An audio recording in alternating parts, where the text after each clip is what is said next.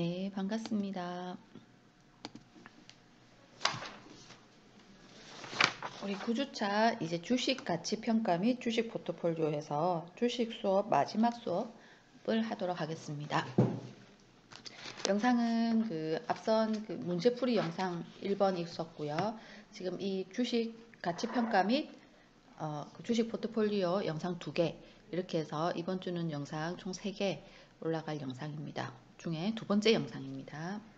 수업을 시작하도록 하겠습니다. 우리 9주차에는 지금 두 번째 영상, 세 번째 영상에서는 주식 가치의 평가, 그리고 주식 포트폴리오 운영, 그리고 주식 투자 전략 이렇게 세 부분으로 나누어져 있습니다.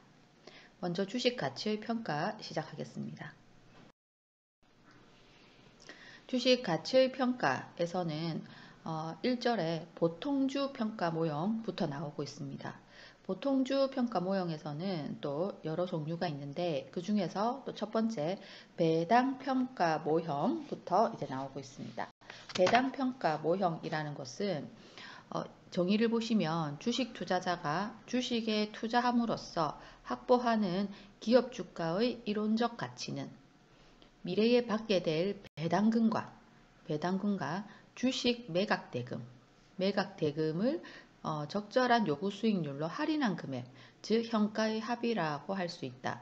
라고 해서 배당평가 모형은 즉 이 주식을 보유하고 있는 동안 받게 될 배당금, 그리고 나중에 팔게 될 매각대금을 더해서 현가로 할인하면 지금 현재 주식의 가치가 나온다라는 겁니다. 따라서 이 미래 투자 수입을 주식 투자자의 요구 수익률로 나타낼 수 있다라고 되어 있습니다. 밑에 공식을 보도록 하겠습니다. P0는 주식의 현재 가치죠. 그래서 주식의 현재 가치는 D1은 배당금입니다. D1은 1년 후의 배당금이 되겠습니다. 그래서 배당금 나누기 1 플러스 K 그래서 K는 요구 수익률이 되겠습니다. 시장의 요구 수익률입니다. 그래서 배당금 나누기 1 플러스 K 더하기 P1은 주식의 매도 가격입니다. 그래서 향후에 우리가 얼마에 팔겠다 했을 때 그 매도 가격 나누기 1 플러스 K 해서 1 플러스 요구 수익률로 나올 수가 있습니다. 그래서 K는 요구 수익률이다. 이 문제가 시험 문제로 나온다면 요구 수익률은 주어지게 되거든요. 그리고 배당금도 주어지게 되고요. 그 다음에 P1 미래의 주식 매각 가격도 주어지기 때문에 공식만 외운다면 문제를 푸는 데는 문제가 없겠습니다. 그래서 문제가 나올 수 있기 때문에 공식 외워주셔야 됩니다. 예를 들어서 한번 설명을 해볼게요. 만약에 주식의 배당금이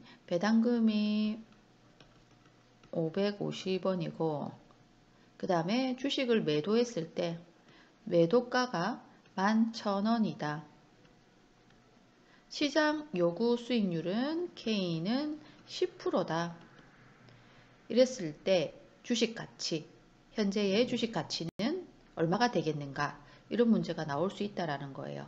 예, 그래서 550원 나누기 1 플러스 시장의 요구 수익률 더하기 미래 매도 가격 나누기 1 플러스 시장의 요구 수익률을 하면 답이 나온다는 겁니다. 답은 여러분들께서 풀어보시기 바랍니다.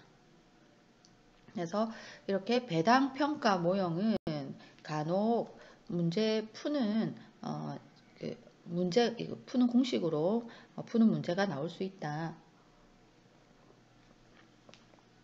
해서 공식 외워주시기 바랄게요. 그 다음에 그리고 우리 주식을 샀을 때는 이렇게 팔 수도 있지만은 장기적으로 보유할 수도 있습니다. 그래서 주식의 내재적 가치는 영속적인 배당 수입에 대한 현재 가치라고 할 수도 있어서 영속된다는 거죠. 계속 배당을 받는다는 겁니다. 그래서 수식은 이렇게 표현될 수도 있다라는 거고요. 이 수식까지는 외우지는 않으셔도 되겠습니다. 결국 증권의 내재 가치는 영속적인 미래 배당 현금을 요구 수익률로 각각 할인한 현재 가치로 표시되는데 이를 배당 평가 모형이라고 한다라고 해서 우리 배당 평가 모형의 정의는 알고 계셔야지 되겠죠. 다음 페이지 보겠습니다.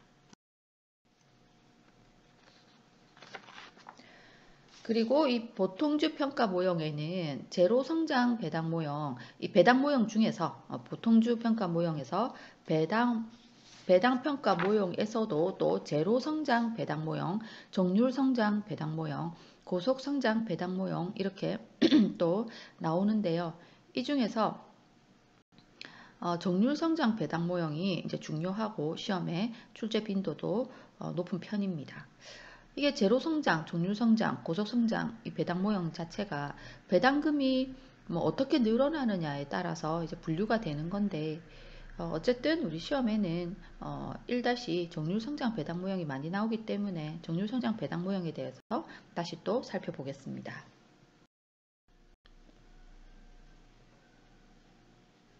이 정률 성장 배당 모형이라는 것은 미래의 배당 흐름이 배당금을 받는 이 배당 흐름이 매년 일정하게 증가한다라고 가정을 합니다. 일정하게 증가한다고 가정하기 때문에 정률 성장이 되겠습니다. 배당 평가 모형은 좀 더 현실적인 모형이 되게 됩니다. 정률 성장 배당 모형으로서. 다음에 가정을 전제로 하게 됩니다. 왜냐하면 정률 성장이기 때문에 가정이 몇 가지 들어갑니다. 첫 번째, 이익과 배당이 매년 G%만큼 일정하게 성장한다.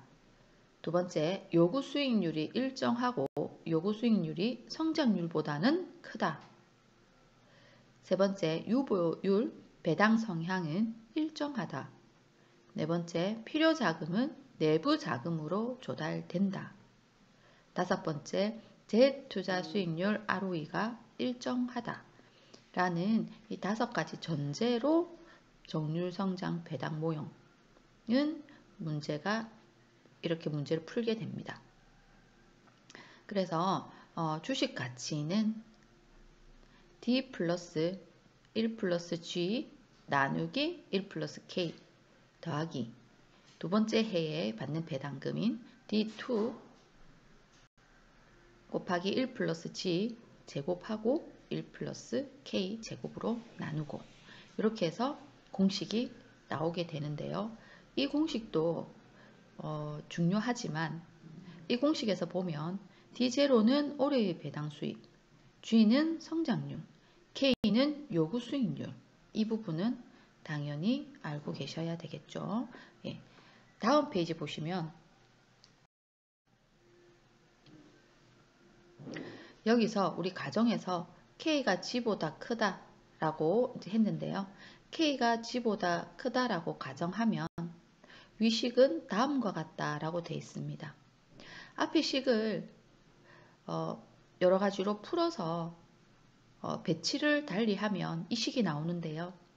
과정까지는 생략을 하고 결과인 이 식을 외워주셔야 되겠습니다. 그래서 이 식에 대해서 이 식을 활용해서 푸는 문제가 간혹이 아니죠. 자주 나오기 때문에 이 표 외워주셔야 됩니다.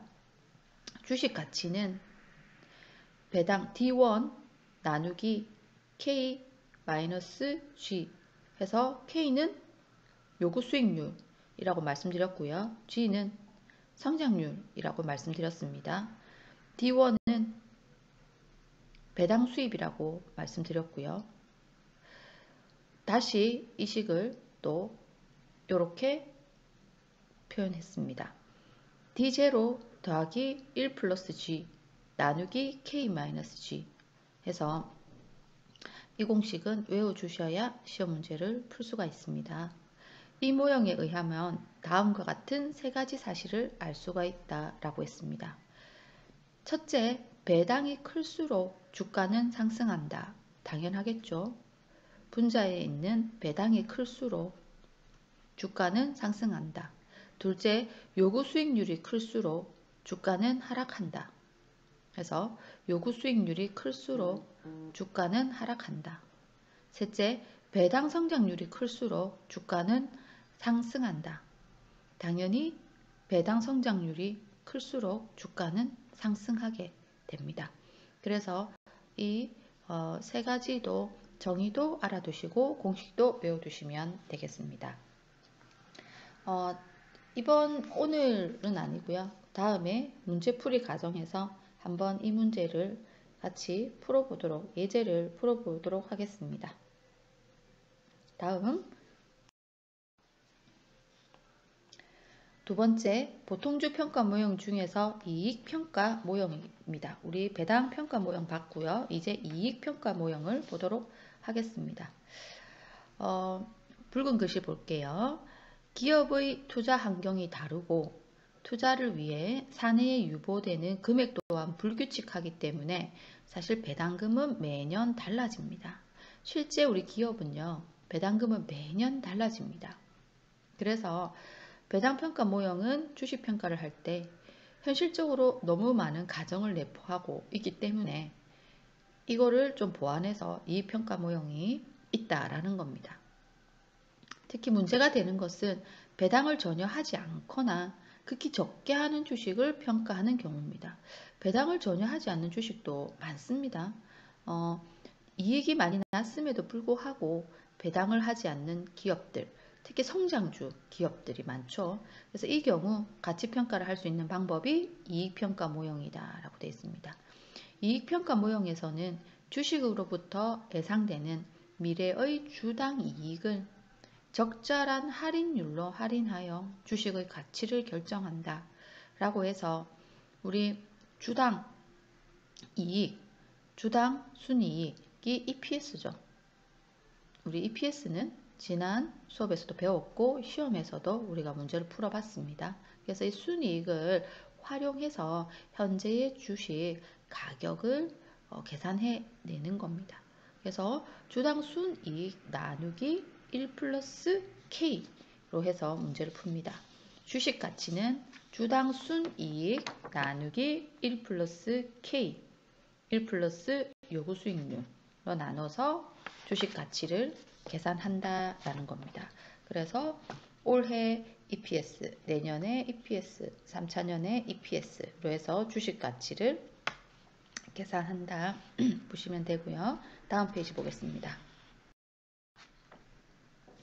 세 번째, 자산가치 평가 모형입니다. 자산가치 평가 모형. 앞에는 이익으로 평가를 했다면 이제는 자산으로 평가를 한다라는 거죠. 예. 그래서 붉은 글씨 보겠습니다. 주주들에게 기속되는 자산가치에 근거해서 주식의 내재 가치를 평가하는 방법이 자산가치 평가 모형이다 라고 해서 여기는 자산가치로 내재 가치를 평가하는 방법이다 해서 개념 정도 알아놓으시면 되겠습니다. 다음 페이지.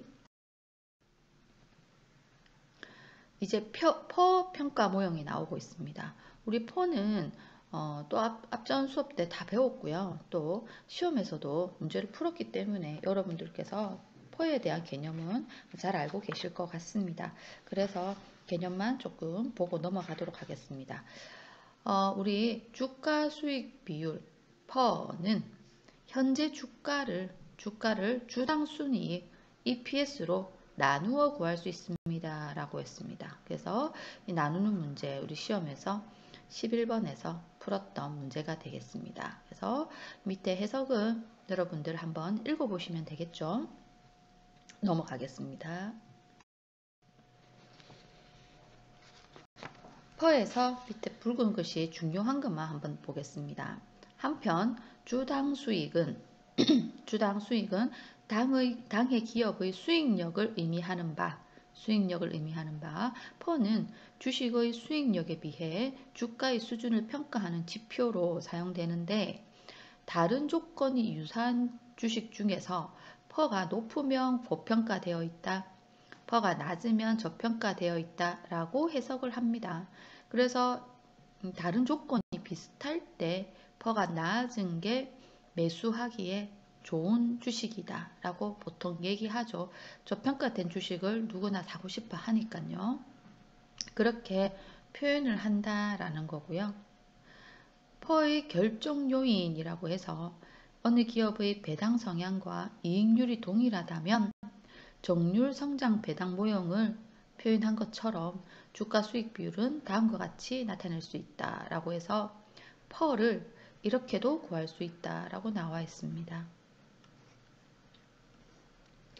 배당 성향 가로하고 1 플러스 이익 성장률 나누기 요구 수익률 빼기 이익 성장률로 퍼를 구할 수가 있다. 그래서 이 공식도 시험에 잘 나오기 때문에 외워주셔야 됩니다. 우리 좀 외울 게 많다 맞죠? 우리 퍼를 구할 때 우리 퍼는 주가 나누기 주당 순이익으로 구했습니다. 근데 주가와 주당 순이익이 주어지지 않고 배당 성향과 이익 성장률, 요구 수익률이 주어지면서 퍼를 구하라고 했을 때 우리는 정률 성장 배당 모형으로 이렇게 나온 공식인 이 공식을 통해서 퍼를 구할 수 있어야 됩니다. 그래서 이 공식도 외우셔야 된다라는 거 시험 문제에 간혹 나온다는 거 말씀드립니다. 넘어가겠습니다.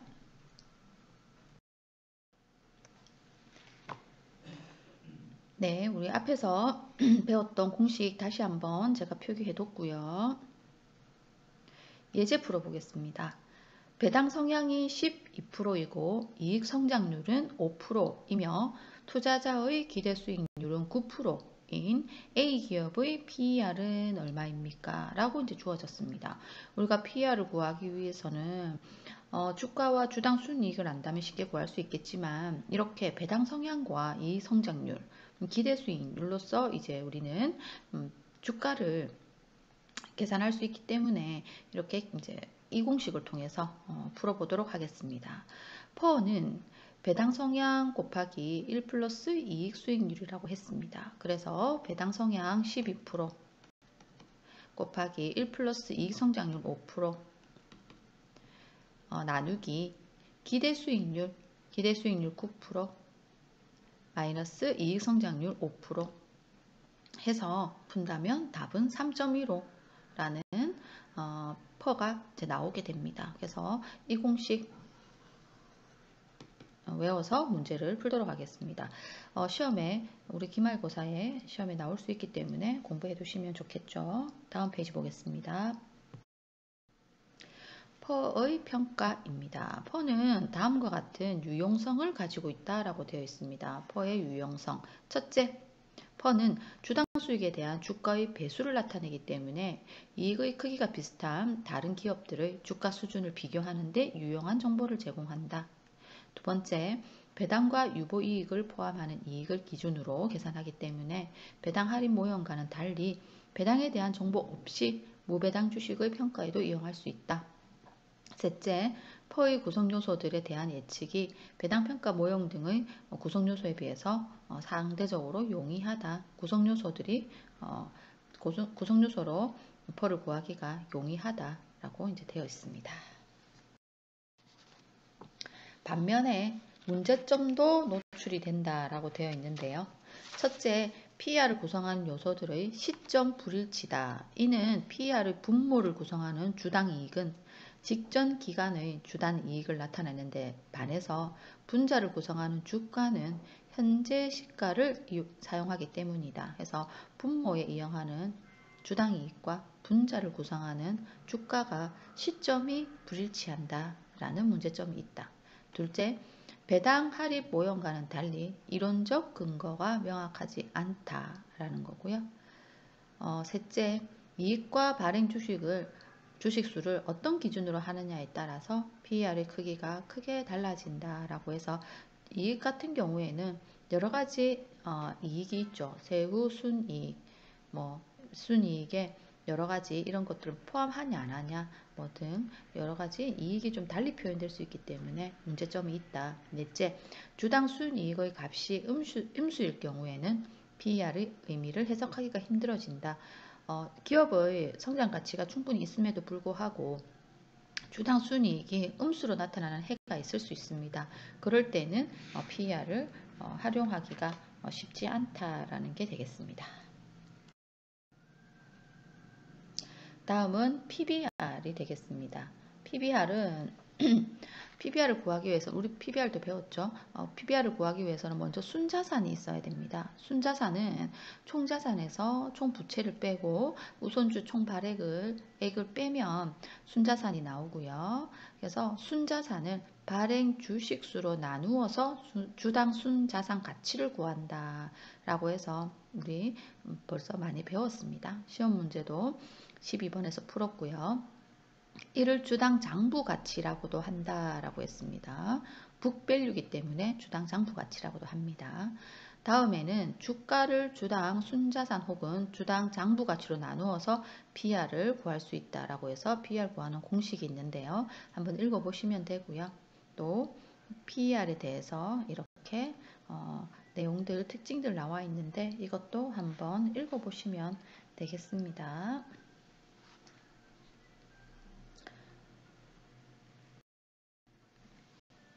네, 그리고 PER에 대해서 둘째, 셋째 계속 나오고 있는데요. 이것도 여러분들 읽어보시면 되겠습니다. 기타 평가 모형에 PSR 나와 있네요.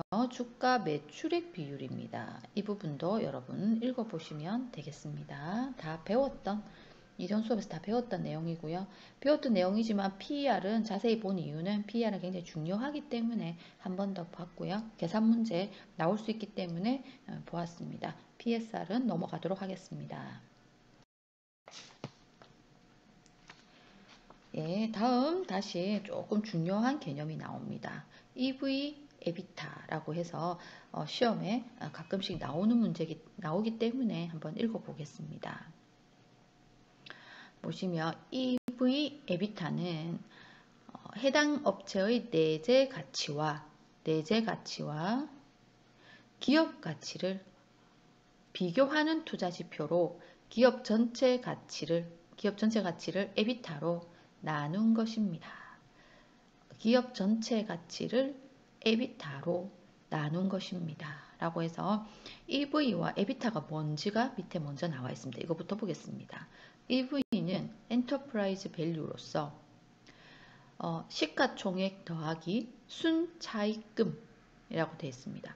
시가총액 더하기 순차입금, 이게 기업 가치다. 시가총액 더하기 순차입금이 기업 가치다 해서 EV다 라고 되어 있습니다. EBITDA는 이자 비용, 법인세 비용, 유무형 자산, 감가상각전, 유무형 자산의 감가상각 차감 전 순이익이다 라고 했습니다. 그래서 보시면 이자, 세금, 감가상각비를 차감 전의 이익이다 라는 거예요. 그래서 우리 이익은 순이익은 이자하고 세금하고 감가상각비를 다 차감하거든요.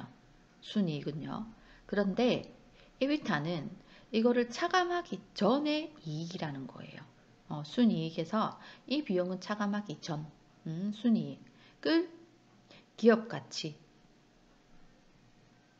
나눈다. 기업 가치 나누기 이자, 세금, 감가상각비 차감 전 이익이다 라는 거예요. 그래서 이 문제도 잘 나오기 때문에 여러분들께서 문제를 풀 수 있으셔야 되겠습니다. 기업 가치 주어지고요. 이자, 세금, 감가상각비, 차감 전 이익이 주어지게 되기 때문에 문제 푸는 데는 크게 어려움은 없을 겁니다. 마지막으로 이번 영상에서 배웠던 PBR을 한번 구해 보겠습니다.